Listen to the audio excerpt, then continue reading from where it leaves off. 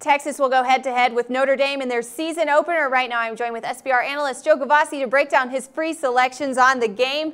And here we are, Joe. We're looking at this line. Notre Dame is a 10-point favorite in this game. But reading your article earlier, it looks like you're looking to the underdog play here, which I don't believe many of the public will be looking to do in this game. Can you break down your selection for us? Well, I sure can. A lot of the public, as you point out, is going to be looking for Notre Dame, a greatly experienced team, to be bounced back from their season of last year. Lack of experience, lack of depth, and injuries caused a major breakdown by the Fighting Irish, who finished 2-5 straight up last season. Not much is expected despite their projected starting quarterback transferring to Florida State. Zaire takes the reins, and we're looking for Notre Dame to have a much better season than they closed last year. However, we must not ignore the fact that down the stretch, Notre Dame's defense was dismal, and they allowed 30 points per game last year. Even if they improve from that, it's going to be tough to back them as a big favorite. Remember, this is a Notre Dame team which is consistently overpriced because the public favors them. In fact, going back in history, they're 19-33 as home chalk, including 5-10 recently, the last 3 years. We want no part of Notre Dame in this favorites role.